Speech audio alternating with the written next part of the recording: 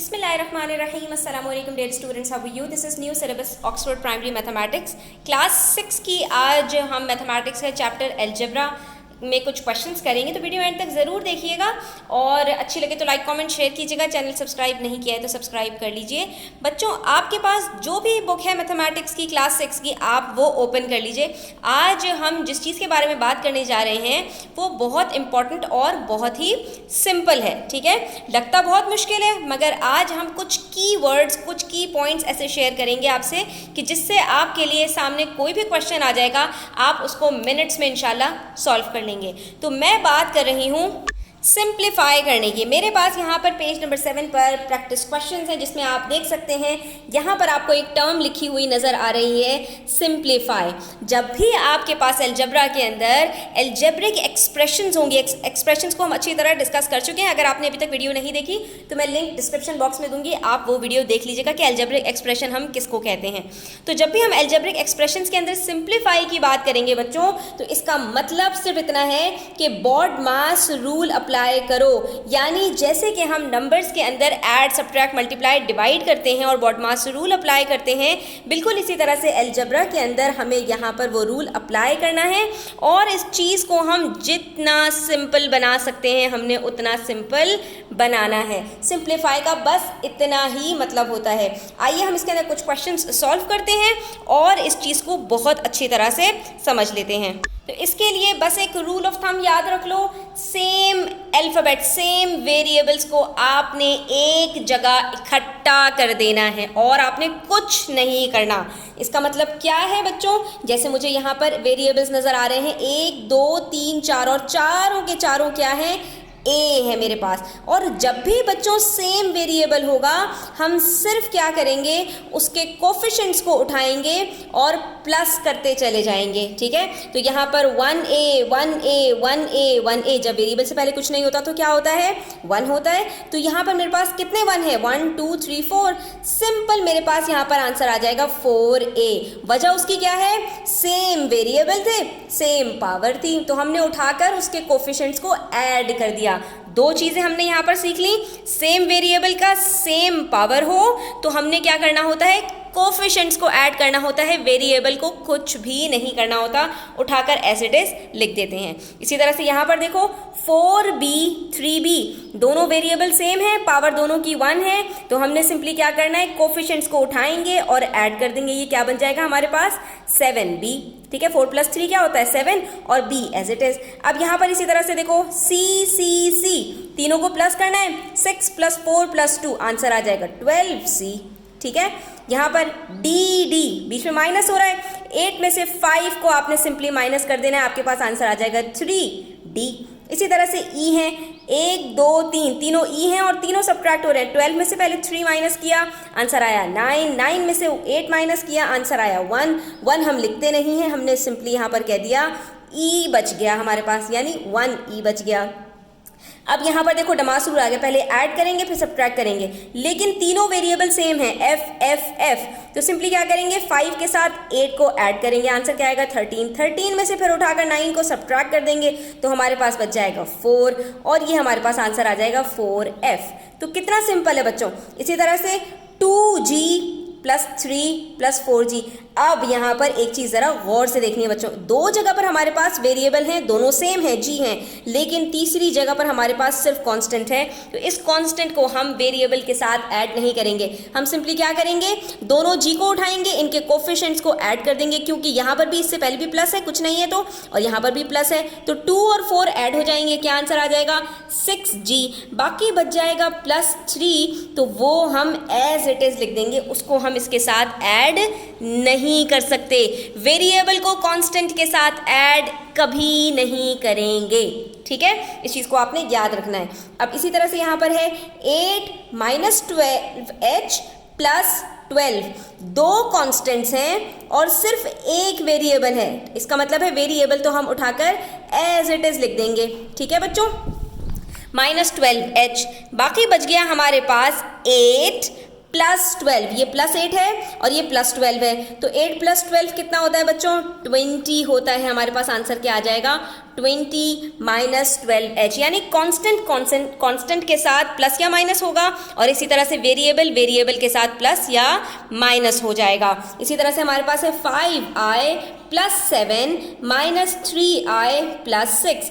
दो कॉन्स्टेंट्स हैं और दो वेरिएबल्स हैं, तो हम क्या करेंगे, यहाँ पर जो वेरिएबल है उसको वेरिएबल के साथ ऐड कर देंगे, जो कांस्टेंट है उसको कांस्टेंट के साथ ऐड कर देंगे। तो यहाँ पर 5i, ये क्या है, माइनस 3i, दोनों के अंदर सेम वेरिएबल है, तो इसका मतलब है हम 5 को 3 के साथ माइनस कर सकते हैं, क्योंकि यहाँ पर माइनस 3 हो रहा है। 5 माइनस 3 क्या होता है बच्चों, 2 होता है। 2 के साथ हमने i लगा दिया, बाकी बच गया हमारे पास प्लस 7 प्लस 6, यानी 7 प्लस 6, तो हम यहाँ पर कह देंगे हमारे पास आंसर आ रहा है प्लस 13। तो अब आपको ये चीज़ क्लियर होती जा रही है कि हमें सेम वेरिएबल को सेम वेरिएबल के साथ ऐड और सब्ट्रैक्ट करना होता है, बाकी जो कांस्टेंट बचता है तो कांस्टेंट को कांस्टेंट के साथ हम अलग से ऐड और सब्ट्रैक्ट करते हैं। इसी तरह यहाँ पर मेरे पास 15 है, कांस्टेंट है, इसी तरह से माइनस 12 है, कांस्टेंट है। हम इन दोनों को एक साथ कर लेते हैं, 15 माइनस 12, क्या आंसर आएगा बच्चों, सिंपल है 3 आएगा।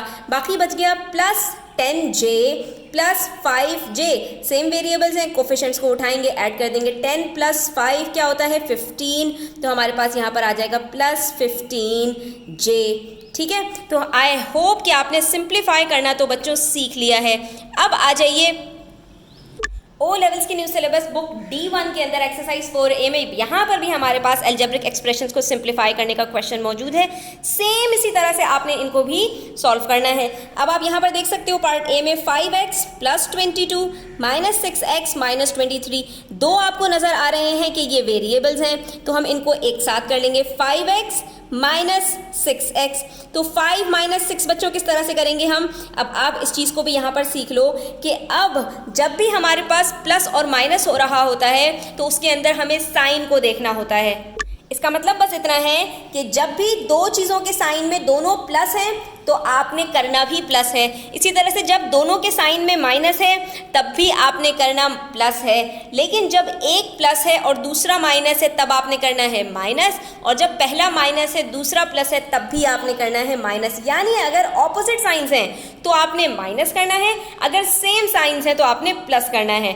जैसे यहाँ पर हमारे पास है 5x माइनस 6x, तो एक के साथ प्लस है, हमेशा पहले वाली साइन देखते हैं, ठीक है, नंबर से पहले जो वेरिएबल से पहले होती है साइन उसको देखा जाता है। तो यहाँ पर 5 से पहले कुछ नहीं है, इसका मतलब है पॉजिटिव साइन है। तो यहाँ पर प्लस 5 है और माइनस 6 है, दोनों के पास सेम वेरिएबल है, इसका मतलब है हम 5 माइनस 6 कर सकते हैं। लेकिन जो ग्रेटर नंबर होता है हमेशा उसमें से स्मॉलर नंबर को सब्ट्रैक्ट किया जाता है। तो 6 माइनस 5 क्या होता है बच्चों, 1 होता है, लेकिन 1 हम नहीं लिखते, तो हम यहाँ पर लिखेंगे x, इसका मतलब है ये 1 है। और साइन किसकी लगेगी, ग्रेटर नंबर की, क्योंकि 6 माइनस 5 1 होता है, तो 5 माइनस 6 क्या होगा, -1 होगा। तो ये तो हमने वेरिएबल्स को सब्ट्रैक्ट कर लिया। उसके बाद बारी आती है हमारे पास ये जो कांस्टेंट है प्लस 22 माइनस 23। अब यहाँ पर भी क्या है, प्लस और माइनस हो रहा है, तो प्लस माइनस में भी क्या होता है बच्चों, माइनस होता है। इसका मतलब है 23 में से मैं 22 को माइनस करूंगी तो मेरे पास आंसर आ जाएगा 1। लेकिन यहाँ पर ग्रेटर साइन किसका है, 23 का, और वो माइनस है, तो यहाँ पर इससे पहले भी माइनस आ जाएगा। इसको आसानी से समझ लो कि 23 माइनस 22 1 होता है, तो 22 माइनस 23 क्या होगा, -1 हो जाएगा। इसी तरह से यहाँ पर देखो x plus 3y plus 6x plus 4y। तो अब इसके अंदर क्या करें बच्चों, इसके अंदर हम देख रहे हैं हमारे पास दो तरह के वेरिएबल्स हैं, दो में हमारे पास x है और दो में हमारे पास y है। और हमारे पास सिंप्लीफाई के अंदर क्या रूल है, सेम वेरिएबल सेम पावर के साथ हो तो ही वो ऐड या सब्ट्रैक्ट हो सकता है। तो इसके अंदर हम यही करेंगे, x और 6x को ऐड कर देंगे, दोनों के साथ पॉजिटिव साइन है, 1 प्लस 6 क्या हो जाएगा, 7x हो जाएगा। इसी तरह से 3y और 4y है, ये दोनों भी ऐड हो जाएंगे, 3 प्लस 4 क्या होता है बच्चों, 7 होता है, तो ये भी हमारे पास 7y आंसर आ जाएगा। तो ये क्या बन जाएगा, 7x प्लस 7y। इसी तरह से यहाँ पर देखो बच्चों 6xy plus 13x minus 2yx minus 5x। अब इन्होंने आपको थोड़ा सा घुमा दिया यहाँ पर। अब जब आपके पास इस तरह से हो बच्चों वेरिएबल्स कि वो सेम हो और उनके बीच में प्लस माइनस ना हो, यानी वो मल्टीप्लाई हो रहे हों, तो वो आगे पीछे लिखे जा सकते हैं, यानी xy लिखूं मैं या yx लिखूं। ये बिल्कुल इसी तरह से है कि 2 3s are भी 6 होता है और 3 2s are भी 6 होता है। हमेशा जब भी दो नंबर्स को मल्टीप्लाई किया जाता है तो आगे पीछे आप कुछ भी लिखें, आपका प्रोडक्ट सेम आता है। तो इसका मतलब है कि ये हमारे पास सेम वेरिएबल्स हैं एक्स वाई और वाई एक्स, ठीक है। इसका मतलब है इनके कोफिशिएंट्स ऐड और सब्ट्रैक्ट हो सकते हैं। तो यहाँ पे 6 - 2 हमारे पास क्या आंसर आएगा बच्चों, 4xy। उसके बाद बच गया 13x और -5x। तो 13 - 5 क्या होता है बच्चों, +8 होता है। तो हमने यहाँ पर +8x लिख दिया क्योंकि ये सेम वेरिएबल्स थे, इनके कोफिशिएंट्स आपस में ऐड हो गए। इसी तरह से यहाँ पर देखो 6x - 20y + 7z -8x + 25y - 11z। इन्होंने यहाँ पर 3 वेरिएबल्स ऐड कर दिए। 6x के साथ कौन सा ऐड होगा, -8x। तो 6 - 8 क्या होता है बच्चों, इसको उल्टा कर लो, 8 - 6 क्या होता है, 2 होता है। तो 6 - 8 क्या होगा, -2x। उसके बाद बारी आती है हमारे पास y की। तो एक है हमारे पास -20y, दूसरा है हमारे पास +25y। तो 25 - 20 क्या होता है, 5 होता है। तो -20 + 25 क्या होगा, -5 होगा। सॉरी, यहाँ पर 25 पॉजिटिव है तो 25 - 20 ही हो रहा है। तो यहाँ पर ये क्या होगा, +5y। उसके बाद बारी आती है +7z और -11z की। तो 11 - 7 हमारे पास 4 होता है। तो 7 - 11 क्या होगा, -4z हो जाएगा। सेम वेरिएबल्स को हमने एक साथ इकट्ठा कर दिया। आई होप स्टूडेंट्स कि आप अब तक सीख चुके होंगे कि सिंप्लीफाइंग अलजेब्रिक एक्सप्रेशंस कैसे होता है, ठीक है। तो ये वीडियो आज यहीं तक रखते हैं। इंशाल्लाह नेक्स्ट वीडियो में हम इवैल्यूएटिंग अलजेब्रिक एक्सप्रेशन सीखेंगे। Thanks for watching the video till the end. Take care. अल्लाह हाफिज़।